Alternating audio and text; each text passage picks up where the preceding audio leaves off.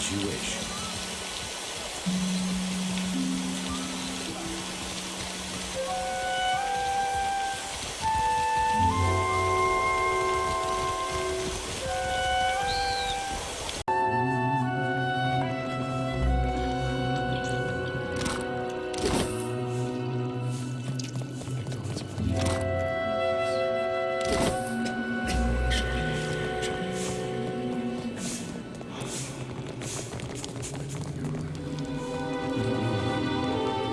Allow me. Well.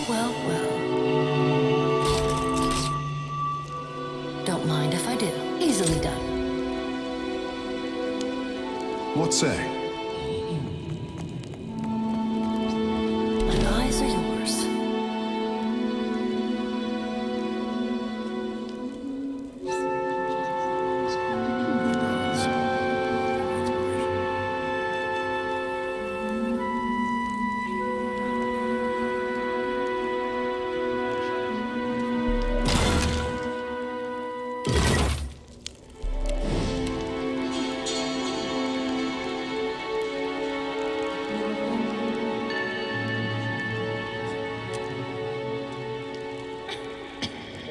Berath sends a messenger at long last.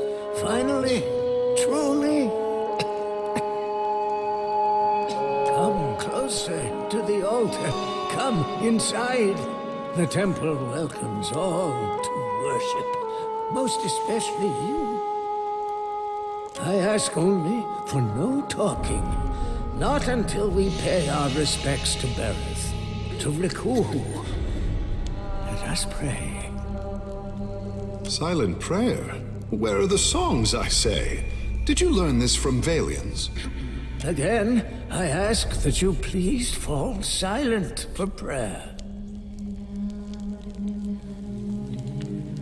Deity of life and death, the endless devourer who encompasses all existence, hear this prayer, this voice chiming. I beseech you, Kohopa and Tangaloa, to ready this shell for sucking. Purify my soul in preparation for the coming of the next cycle. Digest all of my devotion. Swallow my sorrows, even the smallest swell, so I can be spit on the morrow.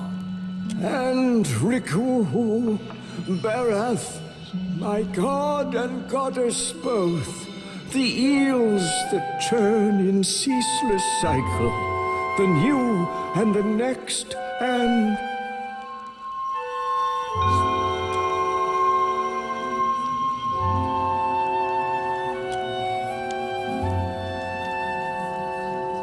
All right. I will address your inquiries best as I can. So ask.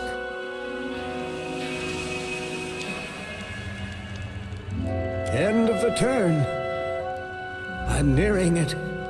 Been working hard, preparing for weeks. You know, to die. But first, I've got to leave guidance for my apprentice, the next in the cycle, chosen to lead.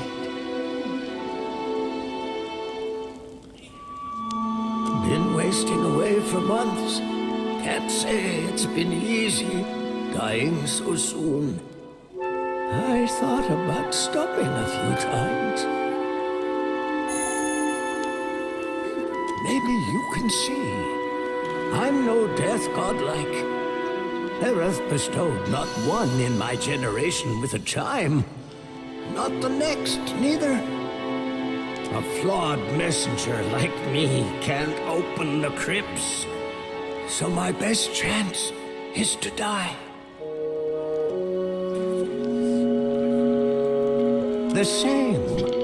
Your word, Berath. Our word, Rikuhu.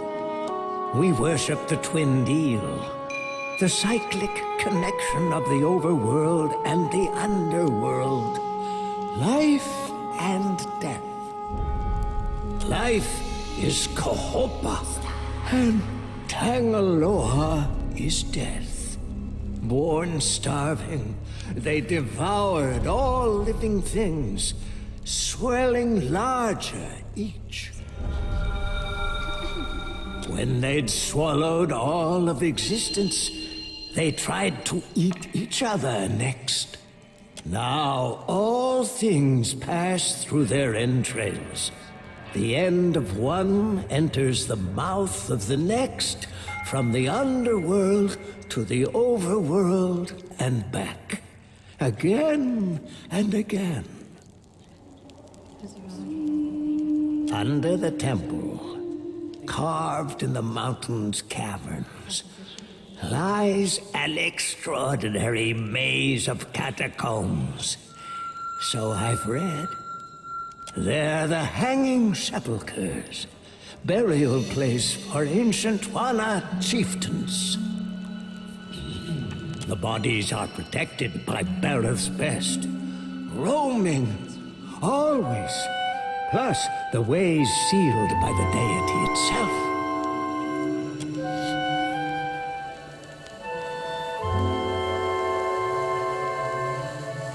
Better. The timing's getting tighter, and there is one thing before the end. Something only one touched by Berath can do.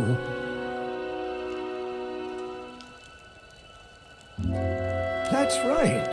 I've got no hope, but you do. My eels, my infinity coil keeps rattling. Pendants resonating with your chime.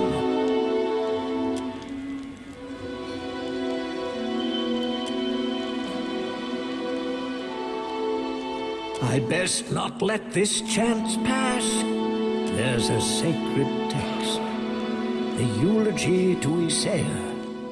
It's been buried in the catacombs beneath the temple for centuries, next to his champions. I need it. Of course, the tombs, they only open to the dead, or those bearing Berath's chime. It never was added to the tomes, but it holds the final clues for my death. It's my best chance. I prayed for decades, night to day and night again. Now, here you are, just in time. Means Berath sent you to see to my success.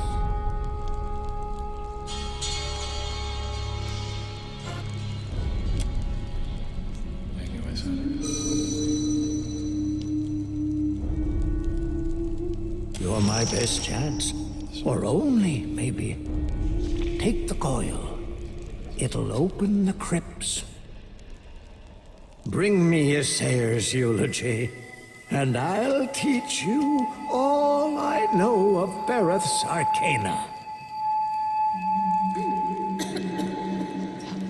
The dead, with their souls, they roam still. The ones who were chosen by Berath. Not everyone's born so blessed. Sometimes, instead, you've got to die for it.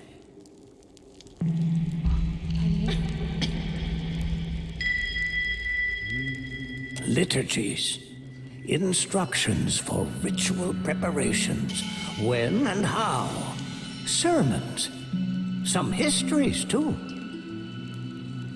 All of this, it's our knowledge has gleaned through centuries of service.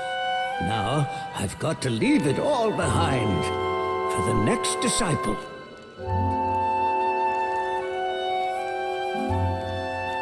I'll tell you what I can.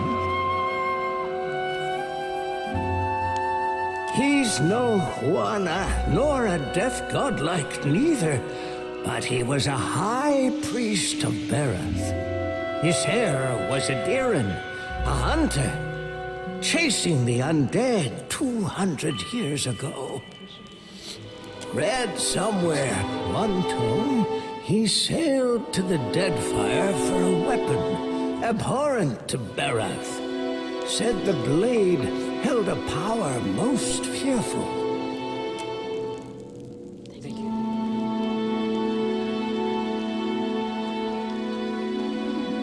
Issair fought hard for it, won the blade, but suffered grievous wounds. Berath kept him alive till he could make it to the temple's catacombs. His champions were the ones who wrote his eulogy. Later, they were buried in the sepulchers too. Don't know. Did hear he was slain with a coveted blade. The S-talk was an affront to Berath. That I did read. Issair wanted to guard it with his soul and his always.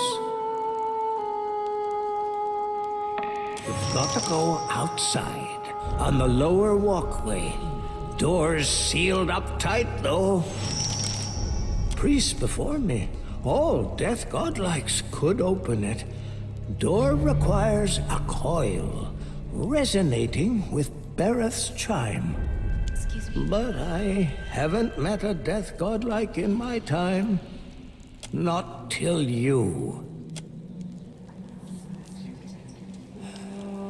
You're my best chance. Or only, maybe. Take the coil. It'll open the crypts.